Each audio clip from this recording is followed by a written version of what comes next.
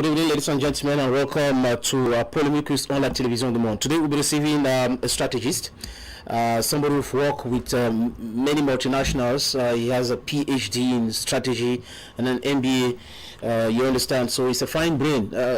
Bonsoir, docteur. Bonsoir, M. Clétus. Docteur Thierry Niopé. Libanais Niopé. Libanais. Niopé. Thierry Libanais Niopé.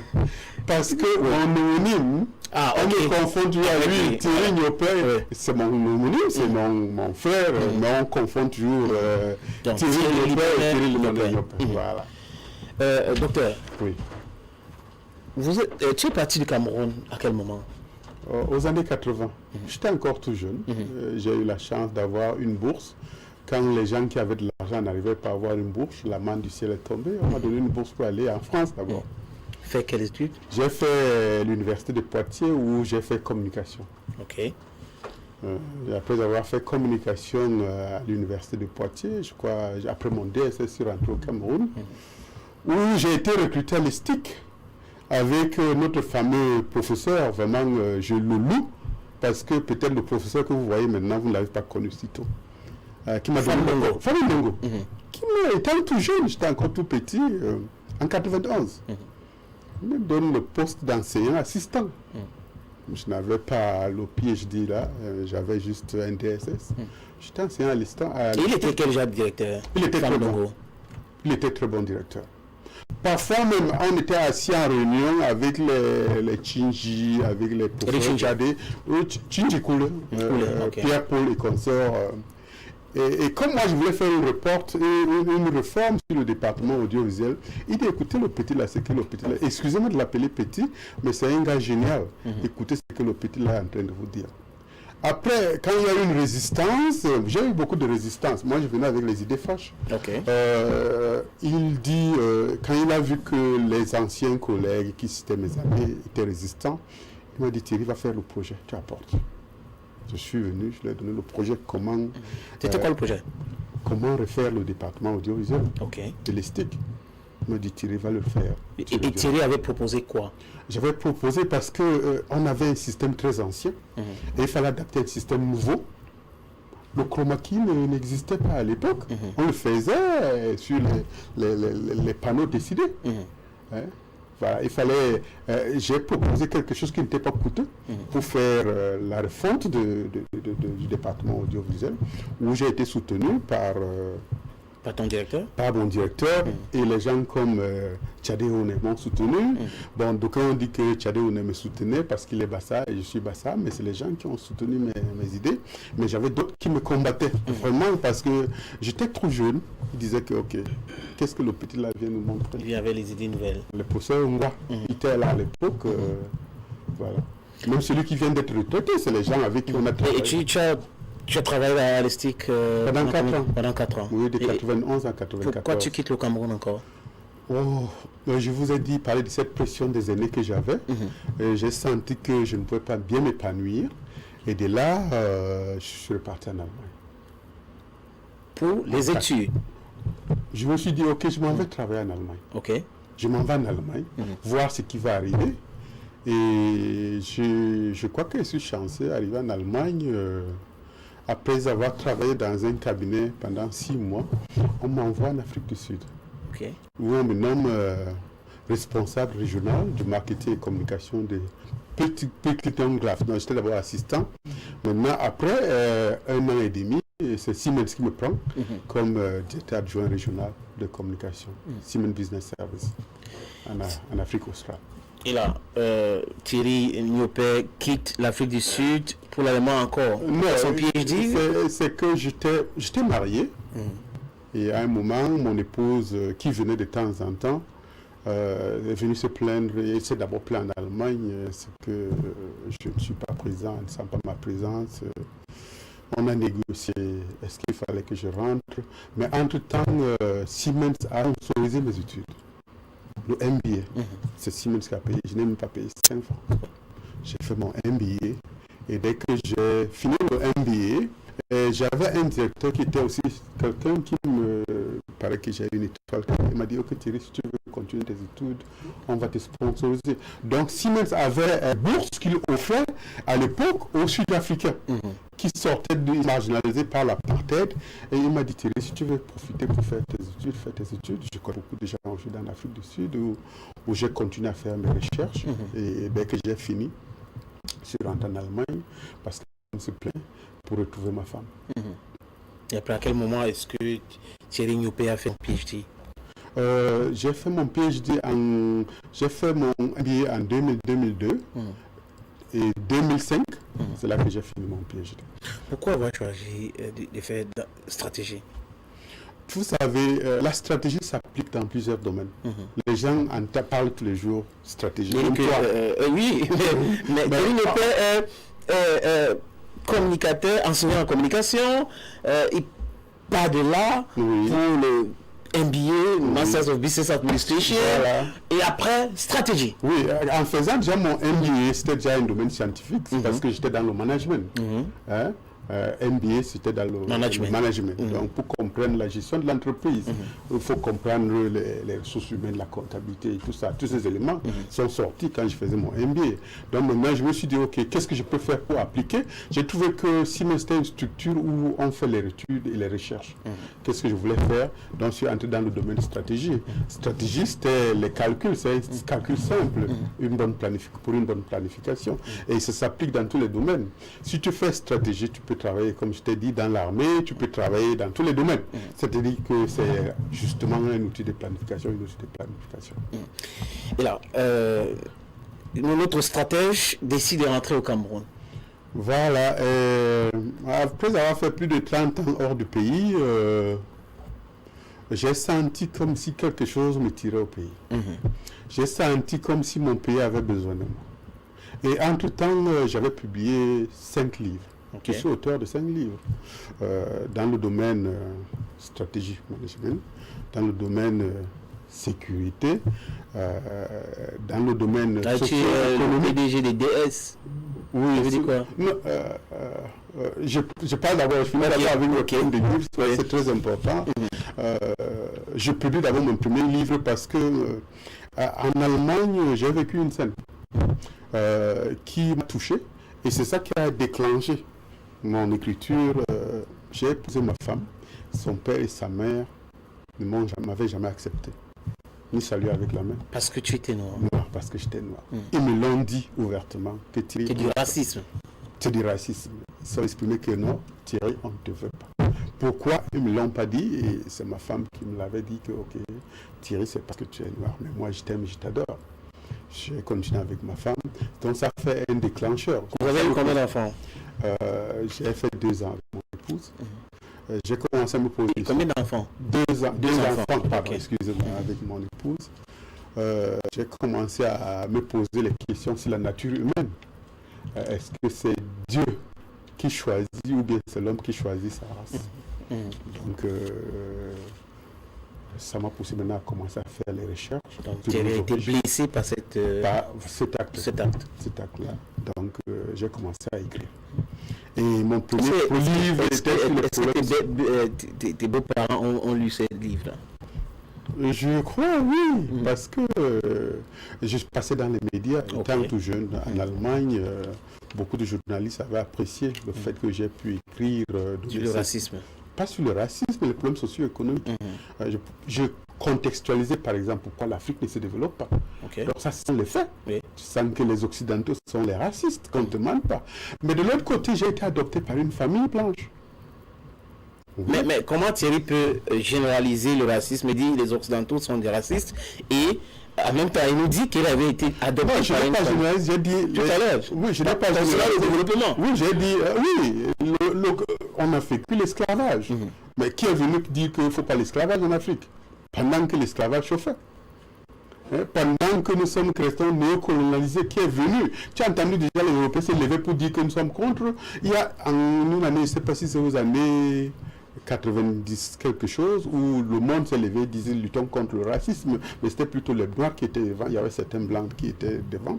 Mais moi, j'ai contextualisé au niveau où j'ai eu aussi un père qui vient de temps en temps au Cameroun, tout le monde connaît, autour de moi connaît la famille Betling, qui m'a adopté, qui m'a aimé, et qui me soutient jusqu'aujourd'hui. Donc de l'autre côté, j'ai vécu le racisme, de l'autre côté, j'ai vécu toujours en Allemagne, une famille qui m'adore jusqu'aujourd'hui. Bon, pourquoi tu m'as posé la question? Oui, pourquoi tu es rentré? Tu es rentré, j'ai dit ça fait 6 ans que tu es là? Oui, 6 ans que je suis là. J'ai l'amour de mon pays. Je me suis dit, j'ai travaillé dans beaucoup de pays, j'ai écrit les livres, j'ai fait mes preuves en Allemagne où j'ai occupé les postes de directeur. Pourquoi ne pas venir aider mon pays? C'est là qu'une entreprise de la place m'a proposé un poste de directeur des opérations pour le Cameroun et la région pour être le directeur des opérations. J'ai dit ok à mon épouse, voilà, je vais rentrer chez moi. Voilà, l'opportunité, j'ai toujours voulu rentrer au pays. Je suis venu pour servir mon pays, même comme j'ai vécu beaucoup de mauvaises expériences à cette époque où je n'ai pas eu le soutien du gouvernement parce que je luttais contre les pratiques qui étaient très mafieuses et dangereuses. Voilà, c'est pourquoi je suis rentré au Cameroun. Et si ça a changé ces pratiques-là? Il fallait me séparer. On s'est séparés. Et Dieu merci, parce que je suis un homme intègre. 3 mois après, on me nomme directeur général de la groupe Yaoundé. Où, vous savez, avoir un poste au Cameroun, il faut connaître les gens et tout, mais tout le monde était surpris que, toujours à cause de mon intégrité, et compétences. Et mes compétences aussi, ouais. Tu es compétent, mais ne pas être intègre. Tu peux être compétent et corrompu. Ouais. Bon, mais si tu es compétent et intègre, je crois que ça paye plus. Thierry, tu as mis long en Allemagne, tu connais les Allemands, tu connais l'économie allemande, comment ça fonctionne. Maintenant, on va parler de la guerre en Ukraine. Oui. Selon Thierry, le stratège que tu es, est-ce que Poutine avait raison ou a raison d'attaquer l'Ukraine? Je vais d'abord vous dire ma position. Pour ce monsieur Poutine, c'est un modèle du monde. Vladimir Poutine, c'est un modèle. C'est un modèle du monde. Qu'on vous dise des choses... j'ai partagé la vidéo l'autre jour où certains managers ont voulu fermer une entreprise. Il les a appelés tous. Il a dit, remettez-moi cette entreprise en marche. Il a demandé à tout le monde, vous avez signé? Tout le monde dit oui. Il regarde, dit monsieur. Et le propriétaire de la société n'avait pas signé. Il dit, vous avez signé? Il dit oui. Poutine regarde, dit monsieur, viens signer. Quand le monsieur a fini de signer, il voulait partir avec son bic. Il dit, remets-moi mon bic. Vous comprenez que c'est là de se faire respecter. Se faire respecter et l'amour de son pays. C'est un nationaliste. Un nationaliste. Poutine a l'amour de son pays. Non seulement qu'il a l'amour... une société de ciment, de cimenterie. Voilà. Non seulement qu'il a l'amour de son pays, mais c'est un humain. C'est quelqu'un qui a l'humanisme. C'est le seul pays ou président qui puisse libérer l'Afrique sera peut-être les Européens. Donc Poutine, c'est le seul président qui pourra libérer l'Afrique. Pourquoi 400 ans avec les autres, on est où? Mais c'est que 400 ans qu'on a été colonisé et l'esclavagisme est où? Et tout. On est où aujourd'hui? Ils sont venus bombarder la Libye. Ils ont fait quoi? Toujours ces Nations Unies et consorts qui étaient derrière, et la France et tout ça là. Kadhafi. Oui. Kadhafi a fait quoi pour qu'il soit bombardé?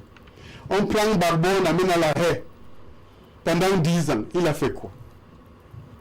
Qui s'est levé pour dire non? Maintenant, il nous faut quelqu'un comme Poutine qui nous vienne en aide. Moi, mon espoir, c'est que... Mais Alassane Ouattara a dit l'autre jour qu'il n'est pas un exemple à suivre, qu'il faut que l'Europe continue de sanctionner la Russie. Alassane Ouattara, c'est qui? C'est un pion de l'Occident. Moi, je ne suis jamais les discours de gens comme Alassane Ouattara. C'est un pion de l'Occident. Moi, je reviens sur Poutine. Je dis que c'est le seul président qui va nous aider à nous libérer. Et... Après avoir dit ça, réponds à ma question. Oui. Est-ce qu'il a raison d'attaquer Il a raison d'attaquer. Il veut se protéger. Pourquoi? C'est contre quoi? Mais non. Qui? Hein? Et il veut se protéger parce que quelqu'un a sorti un exemple l'autre jour. Ce qui m'a vraiment touché, c'est simple. Tu es avec ta femme à la maison. tu sens qu'il y a quelqu'un qui veut draguer ta femme, mais tu ne menaces pas la personne. Tu prends le couteau, tu mets à côté de toi. Mais ta femme sent que tu es menacé, mais elle te demande maintenant, tu mets le couteau à côté du lit. Et tu sais que celui qui veut chercher ta femme est très dangereux, il a tous les armes. Qu'est-ce que tu vas dire? Mettre le couteau à côté de toi, est-ce que c'est un danger? Non. Donc Poutine a voulu se protéger, pour que l'Occident fasse très attention avec lui. L'Ukraine, c'est un bastion russe, tout le monde le sait. L'Ukraine est un bastion, ce n'est pas un bastion européen ou bien américain. L'Ukraine, c'est un bastion russe. Mais comme l'Occident veut se rapprocher de Poutine pour l'anéantir, aujourd'hui, on est en train de découvrir les laboratoires, avec les laboratoires chimiques, pour déstabiliser à l'Ukraine, pour déstabiliser la Russie. Tout ça, c'est pourquoi? Ce sont les enjeux politiques. Donc, Poutine a voulu se protéger. Et comme on s'avait dit, l'Occident utilise le président Volodymyr Zelensky pour atteindre la Russie. Donc c'est un pion. C'est un pion d'Occident. De l'Occident. Pour atteindre la Russie. Donc la Russie se sent menacée. Et qu'est-ce qu'il fallait faire? Il fallait qu'il protège ça. Mais la Russie a dit que l'OTAN lui menace. La Russie de Vladimir Poutine parle de l'ancien Clément, mais l'OTAN a dit non, on ne menace pas la Russie. Et le laboratoire qu'on a découvert, et le rapprochement qui se fait au fur et à mesure avec la zone russe, ça vient d'où? Mais la Russie... Mais les pays sont indépendants, non, docteur? Oui, mais... Ils sont indépendants, ils peuvent décider d'entrer dans l'OTAN ou l'Union européenne. Mais tu peux laisser, nous sommes au Cameroun. Est-ce que tu vas accepter que les gens commencent à bombarder notre frontière, au niveau de notre frontière, là où ça touche le côté Cameroun, avec la Guinée équatoriale? Tu ne vas pas te sentir concerné si maintenant les bombes commencent à tomber vers la frontière entre la Guinée et le Cameroun. Est-ce que le Cameroun ne va pas se sentir concerné d'aller essayer de voir ce qui se passe, essayer de se protéger que ces bombes ne traversent pas? Je crois que c'est le même cas. Poutine se sent menacé. Et la meilleure façon, après avoir averti, c'est de se protéger. Leur dire non, mon ami. Mes amis, on a eu les engagements, voilà les limites, vous ne devez pas dépasser ces limites. Je crois que je parle là comme un homme du quartier, mais c'est une vérité. Le coup, Poutine veut se protéger et l'Occident veut le menacer, et je crois que Poutine a pris une très bonne décision. Est-ce que Poutine dit que l'Occident lui manque le respect à la Russie? Il a raison? Ils ont eu plusieurs engagements qu'ils n'ont pas honorés. Lesquels? Les engagements de l'OCE qu'ils ont pris, ils ont dit dans leur discussion que laissez mon territoire, que le temps ne puisse pas s'étendre vers l'Est. Mais qu'est-ce que le temps a fait? Il dit lui dit qu'il a parlé, mais les gens n'ont pas voulu l'écouter. Et maintenant, comme ils n'ont pas voulu l'écouter, pendant que l'extension ne faisait que se faire, il a dit ok, je fais ma stratégie. C'est là qu'il a appliqué la stratégie. Il a fait ses calculs. Aujourd'hui, tout le monde est surpris qu'il ait pris cette décision et qu'il puisse sortir sa stratégie pour se défendre. Est-ce que Poutine, c'est quelqu'un de prévisible? Oui, bien prévisible. Poutine n'est pas horrible comme nous le pensons. C'est un humain.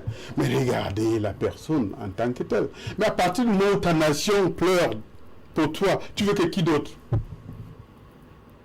va demander aux Russes? Bien sûr, il y a les opposants. Mais Poutine veut protéger sa nation comme une grande puissance. Et il a surpris les Occidentaux en faisant les menaces, en leur disant méfiez-vous. Faites ce que vous faites, mais il y a les limites. Thierry, tu es expert en communication. On parle de la démocratie en Europe, de l'équité, des traitements d'informations. Est-ce que Thierry peut nous expliquer ce qui a piqué l'Union européenne pour fermer Russia Today, RT France? Ça vous surprend, M. Kretos? Non, je pose la question à stratège. Ça ne doit pas parce que laisser la propagande? Oui, il ne veut pas que les gens comprennent l'autre version des faits qui viennent de la bouche du maître des Russes. Il veut que c'est seulement leur propagande qui soit propagée. Mais monsieur, c'est une stratégie de guerre aussi pour eux. C'est-à-dire qu'ils veulent nous... mais c'est des centaines de Français qu'on met en chômage, des Européens qu'on met en chômage. Oui, mais est-ce que c'est plus important que les intérêts qu'il y a en éliminant Poutine ou bien en mettant le désordre dans le monde? Qu'est-ce qui s'est fait? Qu'est-ce qu'ils ont fait quand le monsieur là, comment il s'appelle, brandait que voilà, Colin Powell disait que l'Irak a les armes de destruction de masse. De destruction massive. Voilà. Hein? Quand il disait qu'ils ont ces armes là, hein? À la fin, on n'a pas découvert ces armes. Jusqu'aujourd'hui, le monde s'est tué. Mais il a expliqué qu'il avait été floué. Voilà. Le tour était déjà joué. Il y a eu des milliers de morts en Irak qu'on ne peut plus ramener aujourd'hui. On parle d'1 million de morts. Saddam Hussein, il est parti pour rien. Il ne peut plus revenir. Donc c'est toujours cette propagande-là qu'ils ont utilisée. Ils sont en train d'utiliser la même propagande. Et avec les fausses images et consorts. Je crois que c'est une stratégie. Mais est-ce que les États-Unis n'ont pas commis une erreur en pensant que, bon, comme ils ont gagné la guerre, on se rappelle de ces crises des missiles au Cuba avec Khrushchev. Ils ont gagné la guerre froide dans les années 80, 90, je veux dire. Est-ce que ça a trompé dans l'analyse? Au lieu de faire rapprocher la Russie à l'Occident, chercher une ennemie à abattre. C'est pourquoi il dit que Poutine est sage. Il a fait les calculs des antécédents qu'il y a eu jusqu'à commencer à se développer, sans toutefois que l'ennemi soit au courant. Il les a surpris. Tout ce qu'il a aujourd'hui comme armement, c'est une surprise pour l'Occident. Il les faudra 20 à 30 ans pour arriver là où Poutine est arrivé. Et quand il a senti que maintenant je suis protégé, il a commencé à dire touchez-moi, vous allez voir. Et c'est lui qui gagne, c'est lui qui domine le monde aujourd'hui. Il n'y a pas deux dominants du monde aujourd'hui. Poutine est le numéro 1 dans l'armement. Les États-Unis, c'est une puissance en déclin? Déjà que la Chine et les États-Unis luttent pour la première place. Économique. Donc tu comprends que les Américains n'ont plus la position qu'ils avaient avant. Tous les Européens, tout comme la France. La France va mourir. C'est-à-dire, c'est grave. On a eu Bruno Le Maire, le ministre français de l'économie, qui a dit qu'il a déclaré une guerre économique contre la Russie. Medvedev a parlé sur Twitter, il a tweeté, après il a retiré son mot. Le président, le lendemain, a fait un discours à la nation. Est-ce que ce n'est pas excessif de dire que la France va finir, docteur? Mais c'est une réalité. Fini, c'est-à-dire quoi? Sur le discours de Macron, l'autre jour, il a dit que le jeu a changé, le système de jeu a changé de monde. Le monde a changé. Et ils se sentent en danger. Ils ont perdu la RCA, ils ont perdu le Mali. Le Cameroun n'a pas le contrôle sur le Cameroun. Il y a beaucoup de pays qui n'ont plus le contrôle. Donc les enjeux changent. Ils sont en train de changer. Donc c'est la même chose pour les autres pays comme les États-Unis, qui sont en train d'aller en déclin. Est-ce que quelqu'un pouvait dire aux États-Unis, il y a de cela 10 ans, 5 ans, essaye, tu vas me voir. Quelqu'un peut dire aux Américains, essayez, vous allez me voir. Aujourd'hui, ils tremblent. Mais il y a des sanctions qui vont affecter quand même l'économie russe. Les États-Unis ont interdit la vente de pétrole russe chez eux. L'Europe aussi. Ils interdisent la vente de gaz aussi. Qu'ils interdisent alors la vente de gaz. Tout ça, ils ne sont pas clients russes. Oui, mais je dis les Occidentaux. Qu'ils interdisent aussi la vente de gaz. Je me dis que, comme bon Poutine s'est préparé. Il ne s'est pas levé comme nous les Africains pour prendre cette décision. Avant de prendre cette décision, il a pris les mesures. Donc Poutine était dans une situation de monopole. Tout à fait. Sur l'énergie. Pas seulement sur l'énergie, même dans la stratégie de guerre. Il n'a que... tu peux menacer quelqu'un qui a les armes qui sont plus sophistiquées que toi. C'est le premier élément de protection. Il savait qu'il atteint le niveau où, s'il dit A, on peut dire B. Pour sa sécurité. Et même au niveau avant de le faire, le côté économique et socio-économique, il s'est préparé. Et c'est une loi qui a été votée par la Chambre, la Douma. Donc, toutes les conséquences ont été analysées et faites. Donc, tu ne s'est pas juste levé comme ça pour prendre cette décision et dire aux Occidentaux, aux Américains que voilà la chose. Mais il y a cette stratégie que les Européens et les Américains sont en train d'implémenter. Sanctionner les oligarques, les hommes d'affaires. Oui. On a vu Roman Abramovich qui a pratiquement vendu Chelsea. Oui. Les autres sont en train de partir en Europe. Et on sait que ces gens-là sont autour de Poutine. Ce sont les hommes de confiance de Poutine. Est-ce que ça ne va pas arriver à un niveau où ces hommes-là vont chercher? Parce que l'Occident aujourd'hui, j'ai regardé une chaîne française, ils étaient en train de réfléchir comment faire pour éliminer physiquement Poutine. Oui, ils sont en train Parce que ces gens-là ne peuvent pas être utilisés pour l'élimination physique de Poutine. Poutine le sait. Poutine s'est préparé à la séquence.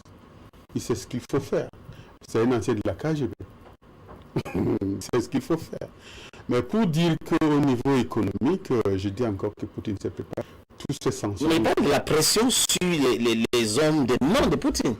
Est-ce que les Russes sont comme les Camerounais? Oui,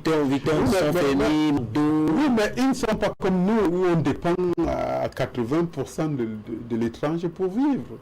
Est-ce qu'ils dépendent de l'étranger pour fabriquer leurs véhicules, pour la culture de blé et pour beaucoup d'autres choses? Mais mon frère, c'est pas tout ce que l'Occident dit là. Les sanctions là ne valent absolument rien à la Russie. Ne vont rien faire. Vous allez voir, on est ensemble. On passera encore aussi, on en discutera. Voyons-nous dans 5 ans, si ça continue. Ils sont réunis hier à Versailles, de part de chefs d'État et chefs de gouvernement de l'Union européenne, les 28, pour prendre des sanctions supplémentaires contre la Russie. Est-ce qu'ils peuvent aller loin? Est-ce qu'ils peuvent bloquer la vente du gaz? Il faut savoir que ça a un effet boomerang. Ça a un effet boomerang. Vous prenez les sanctions qui vont aller aussi contre vous. On a dit qu'il y avait une entreprise hollandaise qui faisait avec le système d'aviation et consorts qui va fermer bientôt à cause de ces sanctions. Je me dis que ne pleurons pas encore pour la Russie. La Russie s'est préparée, c'est une nation très forte. Rien ne va. Donc ces hommes d'affaires sont prêts à se sacrifier comme ça pour... Ils ne vont pas se sacrifier, ils ont l'alternative, ils ont le plan B pour s'en sortir. Qui est pour la Chine? Bien sûr. Et les autres pays. Ce ne sont pas tous les pays qui ont posé les sanctions contre la Russie. Il y a beaucoup de pays. Vous savez que même en Afrique, on a dit votons. Beaucoup ont voté, mais le lendemain, payé pour dire, l'appeler Poutine pour dire que oui, on a voté, mais il faut comprendre que... Le Cameroun s'est abstenu. Le Cameroun n'a pas voté. De ces pays en Afrique qui a eu le courage de voter, non. C'est l'Érythrée qui soutient la Russie. C'est bien qu'on s'est abstenu. C'est aussi bien. On n'a pas été nonchalant pour dire qu'on allait voter contre. Non, on s'est abstenu. Moi, j'ai apprécié cette décision. Toi qui connais l'Allemagne, Dr Thierry Niopin, est-ce que ce pays peut se passer du gaz russe? Parce qu'on parle des sanctions, Pour le moment, il n'y a pas une source alternative. C'est pourquoi ils sont en train de vouloir remédier à cette situation.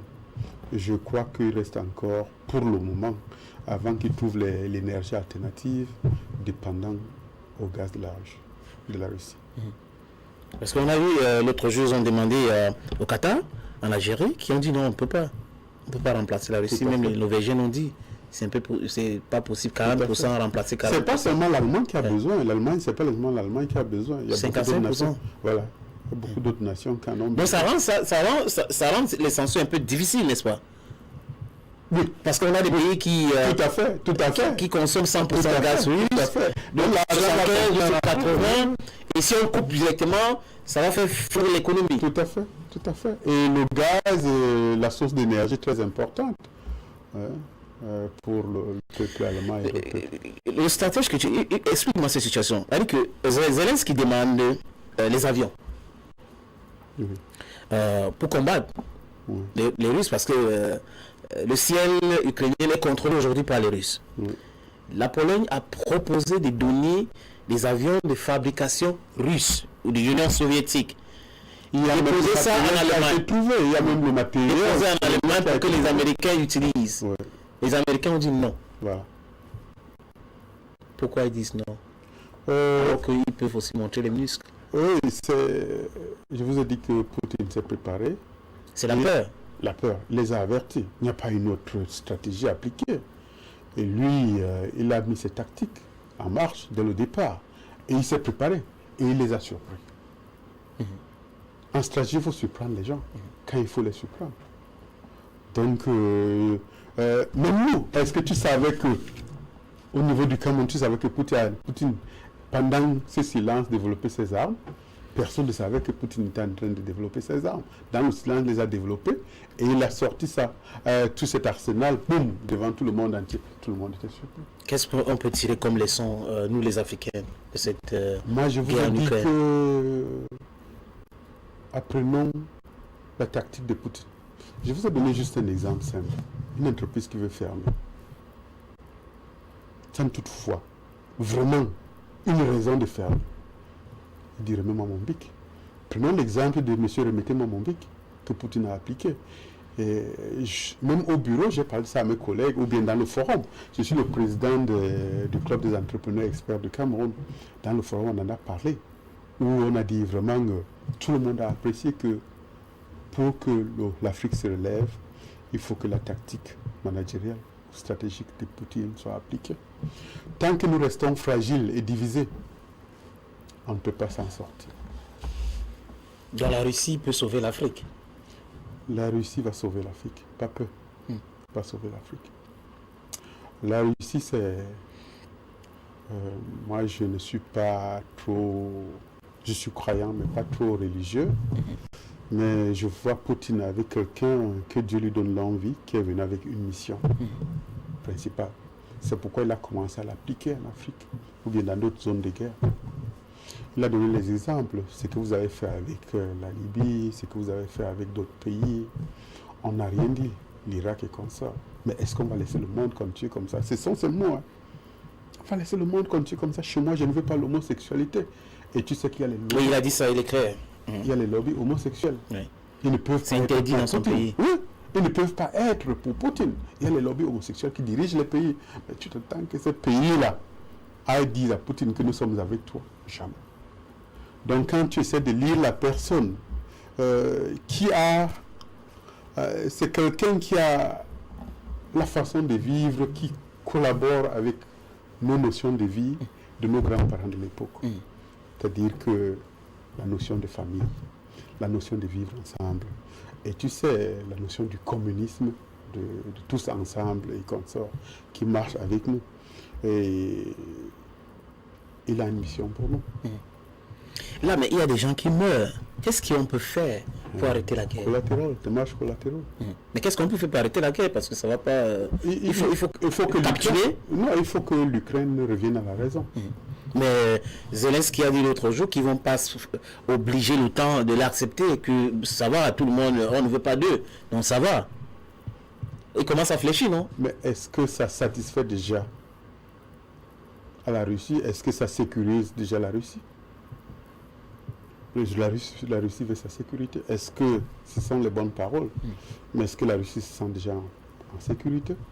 Est-ce que les Américains sont hypocrites dans cette affaire? Dans toutes les affaires. On voit l'hypocrisie, c'est lié quand quelqu'un te dit qu'il y a l'armée de masse destruction. On va dans le pays, on ne trouve même pas une goutte ou un grain. C'est pas l'hypocrisie? C'est pas l'ironie? Je parle des sanctions qu'ils ont mis contre la Russie, interdit la vente de pétrole russe chez eux. Oui. Et en même temps, ils partent l'allié de la Russie, qui est le Venezuela, qui soutient la guerre pour acheter le pétrole. C'est ça l'hypocrisie, toujours.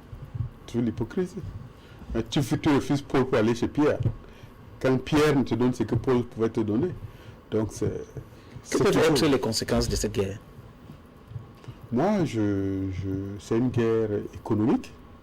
C'est une guerre qui va changer la donne du monde. Le monde est en train de changer. Et qu'elle finisse maintenant, ou après, qu'il y ait plus de morts, ou plus de morts, je crois que le message est passé. Que le temps de l'oppression, de l'esclavage, du colonialisme, de la domination est en train de passer. Il est temps de collaborer. Est-ce que Thierry comprend l'amour que le peuple africain a pour Poutine aujourd'hui? On voit sur les réseaux sociaux, ça part dans tous les sens, les Africains attaquent les Européens à chaque fois qu'ils postent quelque chose sur les réseaux sociaux pour pleurer ou pour condamner Poutine. Et ils sont dans les millions même. C'est ce que nous disons. Parce qu'ils ont compris que 400 ans, on n'a pas bougé. Et il y a une seule solution pour que Poutine... Dans notre oppresseur est menacé, donc c'est une bonne chose. C'est une bonne chose. Let's take the transition. A guy is going to come here for intimacy with Dr. Thierry Libon-Noupé.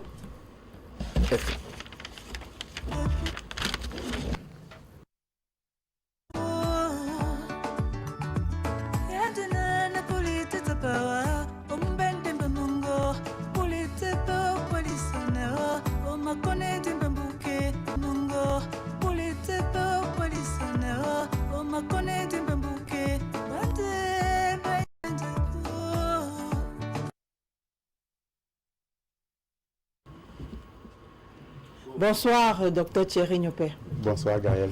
Alors, avec moi, on va aborder votre jardin secret, si on peut le dire ainsi. On va parler de votre intimité, de ce que les gens ne connaissent pas de vous. Oui. On ne va pas parler du côté professionnel. Ok. D'accord. Donc, vous êtes prêt à répondre à toutes les questions? Je vais essayer. Et ce sera facile. Ne vous inquiétez pas. Je vais essayer. Alors, vous avez fréquenté à EDEA. Ensuite, c'était où? Vous avez commencé vos études à EDEA? À Elogbélé.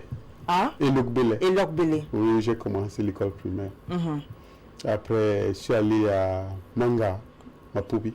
D'accord. Où j'ai continué. Oui. Et de Mapoubi, j'ai fait mes examens à Puma. Et de Puma, Bangui, j'ai eu une bourse pour aller en France. Après la France, dans le domaine des études, j'ai eu par surprise un grand poste de responsabilité très tôt, où ce poste de responsabilité m'a permis de faire mon MBA et mon PhD. Alors, par Siemens. Vous êtes à la maison, lorsque vous étiez petit, vous étiez quel type d'enfant? Calme, récalcitrant, obéissant, turbulent? Je crois que j'étais très obéissant parce que je parlais de mon enfance pendant que mes cousins tous couraient vers les femmes et d'autres choses. Moi, j'étais curieux de connaître beaucoup de choses. Là, c'était à l'adolescence. À l'adolescence, oui. J'étais curieux de connaître beaucoup de choses. Mais après ça, j'étais l'enfant le plus aimé de ma maman. Ah, d'accord. Dès l'enfance, je suis très aimé de ma maman. Je crois que j'ai eu ma réussite aussi, et les voyages et tout, c'était la bénédiction de ma mère. Okay. Parce que dans ma famille directe, je crois que j'ai été le seul qui a voyagé très tôt, sorti du pays très tôt, pour mes aventures qui ont aussi, je crois que bien réussi, jusqu'à être auteur de 5 livres. J'ai fait la fierté de ma famille. Ok. Est-ce qu'on peut dire que vous êtes un enfant chanceux, vu que votre parcours scolaire, vous l'avez dit en première partie de l'émission, vous avez pratiquement fréquenté gratuitement? Oui, j'ai eu beaucoup de chance et je reconnais Dieu. Je remercie Dieu pour ça. Je crois que je suis chanceux. Parce que je vous donne juste un exemple. Une entreprise me fait venir au Cameroun, on a les palabres et je pense, est-ce qu'il faut que je rentre? Si le tenant m'appelle à Yaoundé, on me propose le poste de directeur général. Vous savez, avoir un poste au Cameroun, les gens monnaient, les gens... C'est pas donné. C'est pas donné. Donc je suis chanceux. Et le fait que je voyage, pas par aventure comme tout le monde, par avion, dans un avion pour voyager et consort, et que je puisse occuper le poste de directeur... Des responsabilités. Des responsabilités dans les multinationales. Je crois que quelque part, et avoir une famille allemande qui m'adore, jusqu'aujourd'hui, je crois que c'est ça, chanceux. Alors, vous avez 2 enfants, ça aussi vous l'avez dit, vous êtes divorcé actuellement, mais depuis que vous êtes rentré, docteur, depuis que vous êtes rentré, comment est-ce que ça se passe? Jusqu'ici, le docteur n'a pas encore de femme. Qu'est-ce qui s'est passé? Qu'est-ce qui se passe? Voilà, je suis un homme très intègre, très honnête, qu'il soit professionnel, qu'il soit dans le domaine privé. Je ne suis pas quelqu'un qui va rencontrer une femme à cause de la beauté et je commence à lui dire n'importe quoi ou faire des promesses. Ce qui fait que je prends mes mesures quand je rencontre une femme. Et je peux vous dire que j'ai peur des femmes. Si en 6 ans, si en 6 ans... si vous avez peur des femmes, docteur, si vous avez peur des femmes, comment est-ce que vous avez fait pour rencontrer, pour aborder votre ex-épouse? Ex-épouse, c'est elle qui m'a abordé. Ah d'accord, ça c'est bon à savoir. Oui, c'est elle qui m'a abordé. Et on s'est rencontrés quelque part et elle m'a abordé. Et lorsqu'elle a commencé à parler, vous aviez peur? J'étais directement amoureux d'elle. Ok. Donc ça veut dire que si... Peut-être je m'attendais à ce qu'elle m'adresse la parole et qu'elle commence et puis c'est venu. D'accord. Donc ça veut dire que s'il y a une téléspectatrice qui est en train de regarder l'émission actuellement et je ne sais pas qu'à la fin de l'émission... Si elle est courageuse, on ne fait jamais, ça peut partir de là. Oui, moi j'ai aussi un problème. Je ne veux pas voir qui est à la maison, une femme qui est à la maison qui fait les ongles du matin au soir. Okay. Je préfère une femme qui fait les beignets, qui me dise quelque chose, mais si tu es là et parce que tu es brune, parce que tu es claire, tu fais les ongles, tu attends que l'homme te paie le loyer. Si on comprend bien, vous aimez les femmes financièrement indépendantes. Indépendantes, mais qui se battent aussi. Qui se battent aussi. Il faut se battre. Je crois qu'une femme qui se bat à la dignité. Ouais. Mais une femme qui reste à la dépendance des hommes, elle n'a pas la dignité. D'accord, mais en dehors de ce critère-là, docteur, dites-nous, il y a encore quel autre critère? Pour les femmes? Ouais. Parce que ça fait quand même bizarre, c'est quand même étrange de savoir que 6 ans, et puis avec toutes les belles femmes qu'on a ici au Cameroun, vous avez continué de voyager, je suppose, donc vous avez encore rencontré non seulement des femmes camerounaises, des femmes africaines, des femmes étrangères même, mais jusque-là... Il faut qu'une femme m'aide. Parce que je vais vous dire la vérité. Vous êtes comment? Quand je rencontre une femme, c'est plutôt les questions que je commence à me poser. Elle est comment, elle fait comment, elle pense comment, elle réfléchit comment, sa façon de vivre est comment. Parfois, ça me freine et ça me bloque. Est-ce que l'école est un frein dans votre relation? L'argent est un frein. Je ne veux pas une femme, j'aime pas les femmes qui sont mendiantes, friandes d'argent. Et le niveau scolaire, est-ce que le niveau scolaire, moi je crois que je peux éduquer ma femme, ça ne pose pas un problème. D'accord. Il y a le comportement qui est très important. D'accord. Est-ce que vous avez été déçu? Parce qu'on ne sait jamais, peut-être aussi c'est parti de beaucoup de déceptions dans l'enfance. C'est quoi le problème? Non, c'est parce que je sors d'une relation qui a très bien marché. Ok. Où ma femme m'a aimé, m'a supporté, m'a soutenu. Je ne veux pas partir de cette relation et tomber dans une relation qui va me donner l'AVC. C'est un peu cette peur-là que j'ai de trouver une femme, peut-être parce que je compare beaucoup les femmes que je rencontre ces derniers temps avec mon épouse, qui me fait un frein. Mais je crois que je n'ai pas trop de courage. Je connais draguer, mais je n'ai pas trop de courage. On peut comprendre. C'est-à-dire que quand vous êtes arrivé en Europe, les premières fois où vous arrivez en Europe, que vous ne rencontrez votre ex-épouse, on connaît tous les affaires, les Camerounais, comme des hommes battants, comme des hommes qui affrontent la vie. Comment est-ce que vous, de ce côté-là, vous aviez peur de dominer cette faiblesse-là, cette peur-là, et jusqu'à aujourd'hui, vous vous dites non, c'est l'homme qui doit faire le premier pas? Comprenez, j'ai fait ma vie professionnelle dans beaucoup de pays et chaque pays a sa culture. Mais je suis resté dans le fait que au niveau du Cameroun, c'est pas la même chose. Aimer une femme en Allemagne ou en Afrique du Sud, c'est différent d'aimer une femme au Cameroun. Parce que quand une femme est indépendante, elle a une attitude. Mais quand une femme est dépendante, elle a une autre attitude. Moi, je me dis toujours dans ma tête que est-ce qu'elle est indépendante dans sa tête pour être une femme digne? Est-ce qu'elle m'approche parce qu'elle entend le mot docteur, directeur général? Voilà un point que je pose qui font un frein dans ma vie. Mais depuis l'année dernière, j'ai commencé à sortir de cette coquille-là, essayer de rencontrer les personnes, même comme certaines sont dessus. C'est bon à savoir. Oui, même comme certaines sont dessus, parfois que je m'engage un peu et je trouve que ça ne va pas bien et je me recroqueville et je me retire facilement.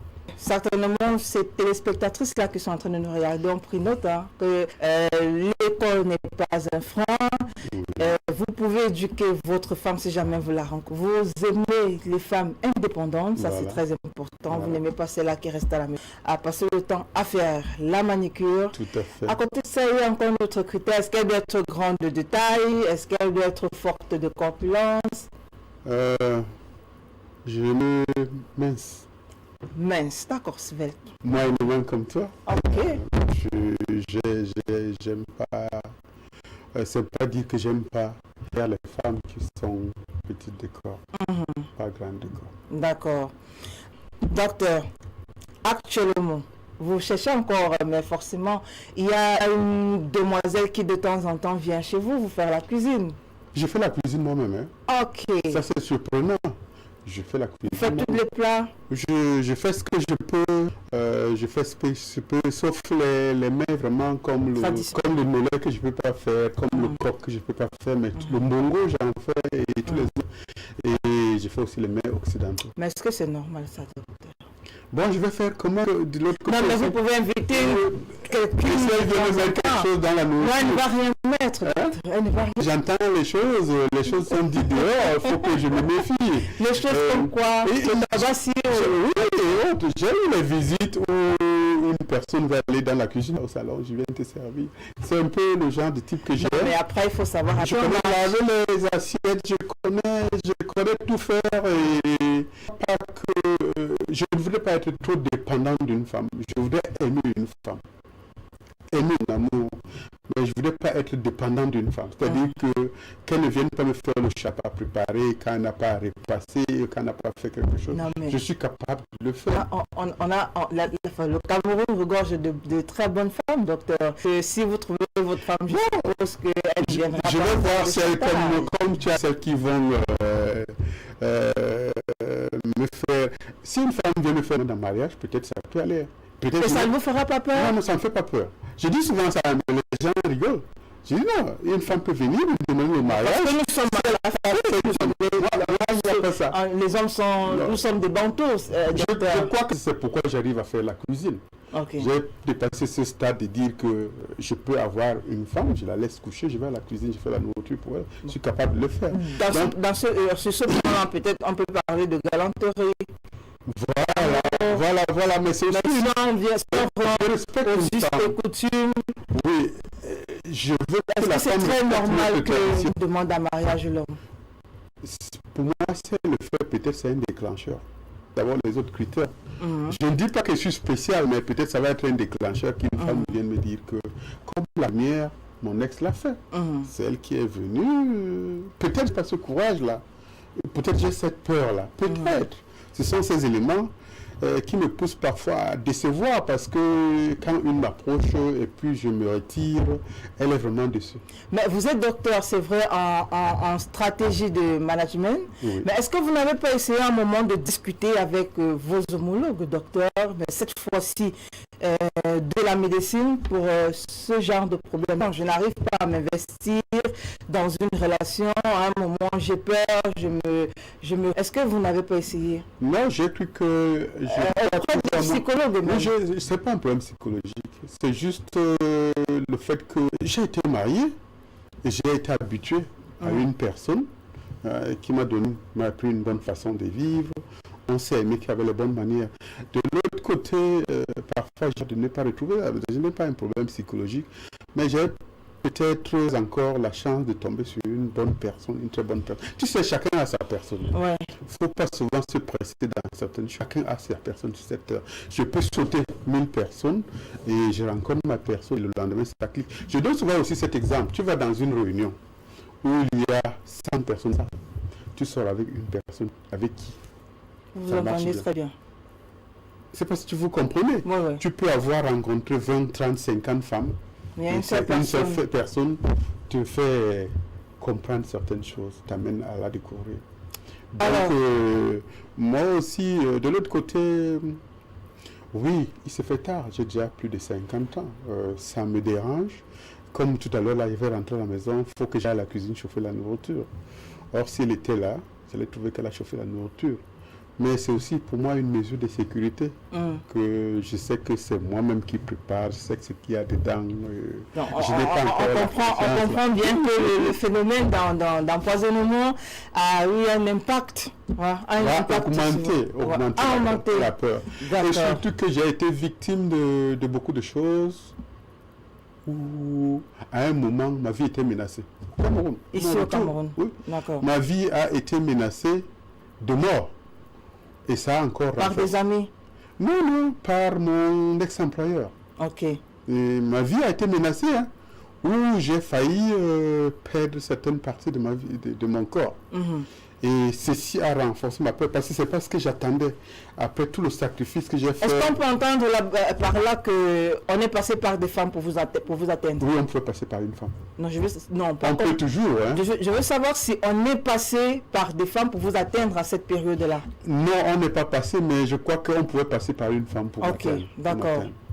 Donc, j'ai vécu 8-9 mois, 1 an, sans avoir un contact avec une femme. Parce que j'avais peur de tout ce qui s'approchait de moi. Pour ceux qui comprennent bien, ceux qui connaissent mon histoire, comprennent ce que j'ai vécu à cette époque. Je suis rentré chez moi avec la fierté de servir mon pays. C'est les Camerounais. Comme on dit toujours, ce n'est pas le blanc qui nous détruit, mais c'est parfois notre frère. Tu arrives quelque part dans une entreprise que tu veux structurer, et ce sont tes frères qui commencent à te mettre les bâtons. Dans les roues. Dans les roues. Alors, le docteur est plutôt maison, SINAC ou bien resto? Maison. Maison. J'écris les livres. Je n'ai pas le temps d'aller dans les snacks, dans les boîtes de nuit. Moi, si j'ai 5 livres et qu'il me faut 4 ans pour écrire un livre, donc j'ai passé environ 25 ans, ou 20 ans de ma vie à écrire. Et vous savez, le travail, je travaille, j'ai les postes de responsabilité. Après le travail, il faut faire les recherches, il faut se déplacer et consorts. Il faut comprendre qu'il faut être quelqu'un qui n'envie pas beaucoup les sorties. Et puis, je ne suis pas trop alcool. Je bois par plaisir. J'ai la boisson à la maison quand je veux boire. Je ne suis pas trop boîte de nuit. Donc, est-ce que vous avez des amis? Dommage, j'en ai pas. J'ai un seul avec qui on fait la moto. Je suis motard, les grosses motos. J'ai un seul qui s'appelle Elvis, avec qui on fait les motos, avec qui je m'entends bien. Mais sinon, je suis d'une très grande famille avec beaucoup d'amis et de frères qui sont autour de moi. D'amis qui sont mes frères autour de moi. Alors, une journée avec vous, sans parler de livres, bien sûr, comment est-ce que ça se passe? Sans parler de livres, une femme ou un homme? Peu importe. Mais j'aurais préféré une femme. Une journée avec vous sans parler de livres. On s'assoit à la maison, on parle de l'avenir, on parle de l'histoire du monde, on parle de la Libye, on parle de l'Irak, on parle, voilà les trucs que j'aime bien. On regarde les films, on prépare ensemble et on mange. On prépare ensemble toujours pour contrôler. Voilà, ensemble. Mesures de sécurité. On va ensemble, tu vois, c'est quelque chose. On passe la journée ensemble, on va à la cuisine et on prépare ensemble. Ou bien je prépare et on regarde le film. Alors, docteur, la question que je vais vous poser maintenant, vraiment, il faut répondre honnêtement. Oui. Lorsque ça vous prend habituellement, comment est-ce que vous gérez ça? J'oublie. On oublie comment? Je fais 4 mois, 5 mois sans une femme. J'écris, je lis. Bon, 4 mois, 5 mois, ça c'est à la période où vous étiez en difficulté. Non, maintenant. Je fais 5 mois sans une femme. Vous n'êtes pas stressé? Non.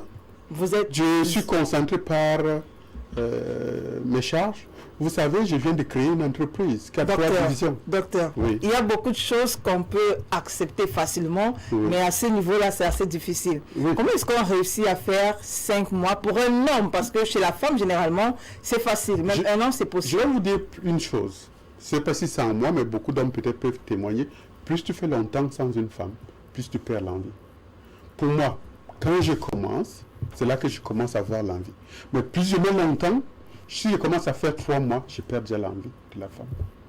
Est-ce que vous discutez de ça avec votre ami Elvis souvent? Elvis est un homme bien marié avec une femme très bien. Et il insiste toujours que Thierry, il faut que tu aies une femme.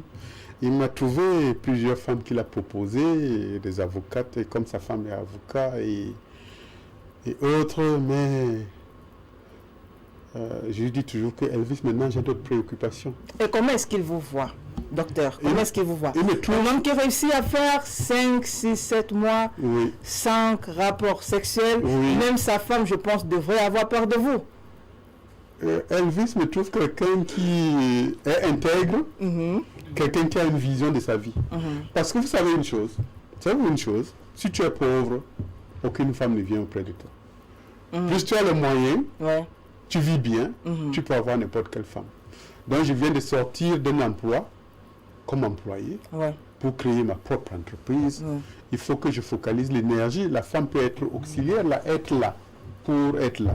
Mais je me crois que je justement, me de ça. On parle de la femme qui est à côté. À un moment, docteur, on peut utiliser cette expression, permettez, on utilise cette expression, c'est pour le plaisir du docteur, encore c'est pour le bonheur du docteur. Est-ce qu'à un moment, vous ne vous dites pas, je peux voler la demoiselle qui est à côté, ne serait-ce que, parce que ça peut commencer comme ça et puis ça aboutit à quelque chose de beau? Oui, peut-être je suis du genre qui n'aime pas les rapports casual. C'est-à-dire que juste pour... Oui, passager, je n'aime pas ce type de rapport. J'aime avoir les rapports avec une personne qui me fait battre le cœur. C'est très essentiel pour moi. Autour de vous, vous n'avez jamais trouvé? Je vous ai dit que je vois beaucoup de femmes. Il y a les femmes qui m'approchent. Mais je crois que ce déclic-là, ou bien ce clic-là n'est pas encore venu avec une femme pour dire que je vais aller avec elle le reste de ma vie. Alors, directeur d'entreprise, est-ce qu'à un moment, lorsque vous êtes par exemple en train de passer docteur pour aller dans votre bureau, vous n'avez pas eu vent de ce genre de rumeurs comme quoi vous étiez homosexuel? Parce qu'on ne vous voit pratiquement jamais avec des femmes. On me voit non plus avec les hommes. à part le travail. Non, mais vous pouvez bien cacher votre jeu. Non, j'ai un penchant pour les femmes. Et tout le monde, c'est visible, mon penchant pour les femmes. Non, ça ne se voit pas trop, hein, d'après vous dire. Non, il ne faut pas analyser les dires des gens, il faut lire la personne. Je combats l'homosexualité. C'est pourquoi je dis que je supporte Poutine. Parce que l'une des raisons de son combat, parce qu'il a dit qu'il ne veut pas l'homosexualité, c'est pourquoi je le soutiens.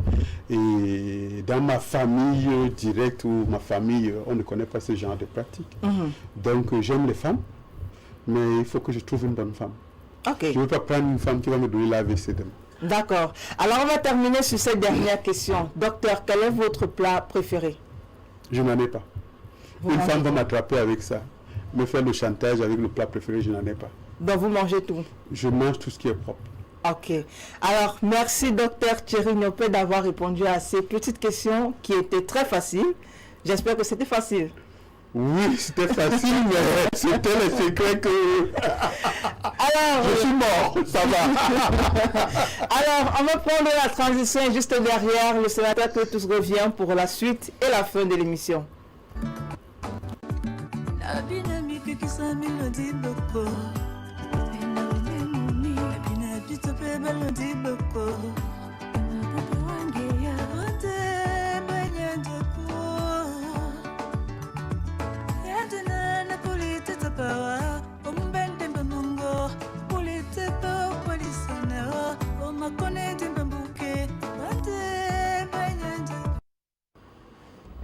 Docteur Thierry Niopé, c'était comment avec Gaëlle?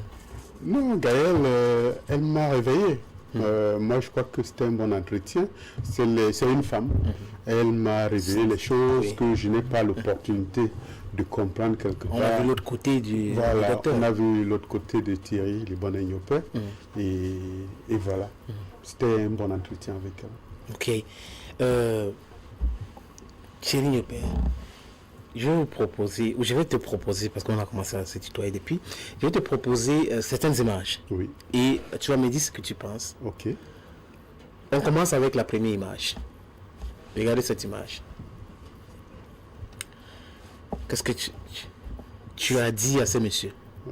Je lui ai dit de continuer la bataille. Pour nous autres, nous avons été les esclaves, les opprimés, et que dès que ça finit en Ukraine, qu'il vienne en Afrique. Il vient en Afrique faire quoi? Continuer la guerre?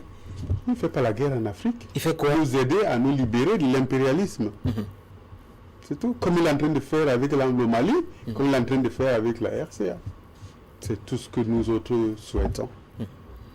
Donc pour toi, c'est le sauveur de l'Afrique ici? Si tout le monde pense comme moi et l'analyse tel qu'il est, tel qu'il se présente, avec les actes qu'il a osé poser, avec ses dires, je peux soutenir le président Poutine. La prochaine image, on regarde cette autre image. Il s'appelle Volodymyr Zelensky. C'est le président ukrainien. Ancien comédien. Aujourd'hui, un président de la République. Si tu avais un message à lui envoyer. Je crois que ce monsieur est un traître. Zelensky, c'est un traître? Oui, je crois qu'il est un traître. Voisin, les États d'abord voisins. Et voir les autres. Je crois qu'il est aussi égoïste. Il est en train de vendre sa nation, mettre sa nation en danger. Je me dis, méfions-nous de ce type de personnes. On en a des exemples en Afrique que je ne voudrais pas citer, qui sont du même type que lui, qui ne comprennent pas les problèmes socio-économiques de l'Afrique pour défendre certaines positions. Qui ne comprennent pas la géopolitique? Le sociopolitique, le problème sociopolitique. Mais aussi la géopolitique, c'est une... Non, la sociopolitique, c'est un peu différent de la géopolitique. Mais est-ce qu'il faut aussi comprendre la géopolitique, c'est la question? Oui, il faut aussi comprendre la géopolitique, mais c'est ça qui amène la guerre. Tu parles de l'Afrique. De l'Afrique d'abord, c'est sociopolitique, socio-économique. Parce qu'on veut vivre. Voilà, on veut vivre. Il ne faut pas parler de l'avenir. Oui, librement de maintenant. Oui, on veut vivre maintenant et demain. Parce qu'on nous dit, les fonds monétaires internationaux nous demandent, il faut revoir la baisse, les dépenses et tout ça, non, pour préparer le lendemain. Alors qu'aujourd'hui, on est en train de mourir. Voilà, c'est cette dépendance-là qui nous prive de certaines choses, de beaucoup de choses en Afrique. C'est cette dépendance, nous sommes dépendants. Et vous savez quel est notre taux de dépendance en Afrique? Si tu regardes ici, quel est le pourcentage de choses Ou bien regarde dans ta maison, calcule quel est le potentiel des choses qui sont fabriquées au niveau du Cameroun. Et quand ils veulent subventionner ou bien accompagner les activités, ils nous parlent du numérique. On importe quoi en numérique? On importe le microphone, on importe la télévision, on importe la chaise, on importe tout. Mais commençons d'abord, on importe les lits jusqu'au lit pendant que nous avons le bois. Commençons d'abord à supprimer, faisons la suppression de tout ce qu'on importe et tout ce qu'on peut fabriquer localement. Là, on pourra parler. On n'a pas besoin d'armes. On a besoin d'une arme économique. Donc, il est traître pour toi. Pour moi, c'est... son pays, il est en train de détruire son pays. Il faut qu'il capitule. Oui. Il faut qu'il capitule vite. Il faut qu'il revienne à la raison. Et que Poutine sache que mon président Poutine a décidé. Il a dit aux autres, essayez. S'il menace les Américains, c'est qui? Lui, Zelensky, c'est qui? S'il arrive à dire aux Américains d'essayer pas, vous allez voir. Lui, c'est qui? On regarde cette autre image. Ça, ce sont des chefs d'État et des chefs de gouvernement et les dirigeants de l'Union européenne qui sont réunis à Versailles pour penser comment faire pour... les sanctions supplémentaires. Oui. Moi, c'est leur façon de faire, on la connaît, c'est leur théâtre. Quand l'ONU siège, le Conseil de sécurité siège, autres assises qu'il y a dans le monde, il n'y a jamais eu l'intérêt des pauvres ou bien des marginalisés comme nous autres, l'Afrique. Donc pour moi, c'est le théâtre habituel qu'on voit, qu'on les voit faire. Donc qu'ils fassent les sanctions ou pas. Si j'avais un régime de plantain, j'allais envoyer ça à M. Poutine. Une autre image, Thierry Niopé. Ça, c'est la carte de l'Ukraine. Ouais. Et on voit là que la Crimée est déjà russe. Tout à fait. Et au nord, on voit les troupes russes qui sont en train de... Ils sont à 15 km, c'est ce que les Occidentaux nous disent. 15 km de l'Ukraine, ils sont en train d'encercler la capitale, avec 3 millions d'habitants. Ils contrôlent Tchernobyl déjà. Tout à fait. Ils contrôlent Zaporizhzhia. Tout à fait. On parle de plans nucléaires. Et dans la Donbass, pratiquement, ils ont encerclé la Donbass. Pratiquement. Kharkiv n'est pas encore tombé, mais ils ont encerclé tout ça. Et apparemment, les Ukrainiens avaient mis de ce côté-là parce qu'ils pensaient que Poutine devait attaquer seulement cette zone et s'arrêter dans cette zone. Ils ont mis 40% de leur capacité militaire là-bas. C'est là qu'ils n'ont pas compris la stratégie. Je te parlais des stratégies de Poutine au départ. Ils n'ont pas compris sa stratégie et ça a surpris, comme ça surprend les Ukrainiens. C'est comme ça que ça surprend le reste du monde. Au moins, sur ces autres images, ça va, il y aura un peu de l'empathie. On regarde. On voit la destruction. Tu as vu... Certainement, il y avait des gens dans cette voiture, docteur. Tu as vu l'Irak? Mais c'est une autre histoire. Prenons un exemple, comparons un exemple par un autre exemple. Tu as vu la Libye? Non, ça ne te dit rien, ces images-là, cette image. Il y avait certainement des gens dans ce véhicule. La mort n'est pas bien. Mais on ne peut pas faire la guerre sans avoir les dommages collatéraux. Donc, moi, quand je vois ça, ça me rappelle la Libye, qui est en Afrique. Ça me rappelle l'Irak. Et ces gens qui l'ont fait n'ont jamais été poursuivis aujourd'hui. So you are against the double standard? Of course, yes. We have to be careful, very careful with our analysis. I'm much more worried about what happened to other nations. Africa. And no one has ever said something. Now everybody's standing up. Even our brothers African don't understand what happened and trying to talk anyhow. I think we have to be careful. We have to compare what is comparable. Il ne faut pas avoir la mémoire sélective. Short memory. Okay. Let's watch this last image. You tell us. This is a building. Dommage collatéral, ça arrive. But this is not a military base, doctor. Oui, mais les Irakiens qui étaient dans les villages sont morts. Les Libyens qui n'avaient rien à faire sont morts, des milliers de morts. Et l'OTAN qui a soutenu ces morts. Pourquoi ces réunions qui tiennent lieu, on n'a pas sanctionné la France, on n'a pas sanctionné les États-Unis, maintenant vous mettez à sanctionner la Russie pour les petites bavures? Pour moi, c'est les petites bavures comparables à, si on compare avec ce qui s'est passé en Libye et en Irak et les autres pays. Voilà. Même la petite Côte d'Ivoire, là, pour chasser Gbagbo, ils ont détruit les... Est-ce que vous avez entendu parler des choses comme ça, là, dans les médias? Vous avez entendu les gens se soulever? Les sanctions se poser contre ceux qui l'ont fait? Double standard. Double standard. Against the double standard. I'm against the double standard. Je fais toujours une comparaison de A avec B. Il ne faut pas être aveugle et voir A dire que c'est le A qui se présente devant nous. Il faut faire une bonne comparaison. Doctor, it's a pleasure having you on this program. Thank you so very much. Except you have a last word. I don't have any last word. But I just want to advise our brother African that we have to understand what is good for us. What is good for us? Our interest first. Our interest first. What is good for European is not good for African. But what is good for African is good for us. So before you stand up in comparing things, in supporting things, put yourself into many questions. There's even racism in Ukraine in that which concerns this war. Cameroonians are suffering, Africans are suffering. They don't want to let them cross the border because they are black. Yes. That's what's happening. And even petty, maybe more. Thank you so very much. I will take the appointment for some other time on La Télévision du Monde.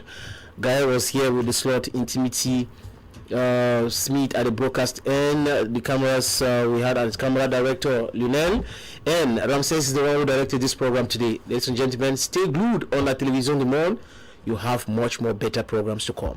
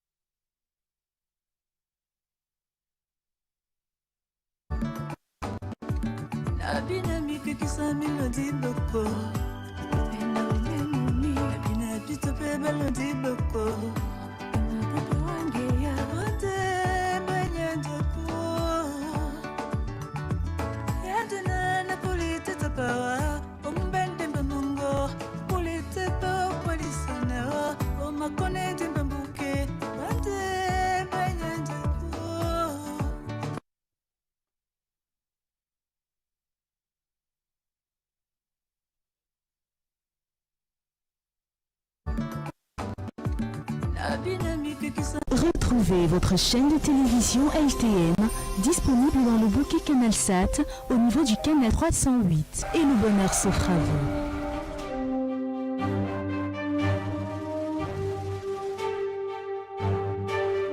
LTM, la télévision du monde inspirée par vous.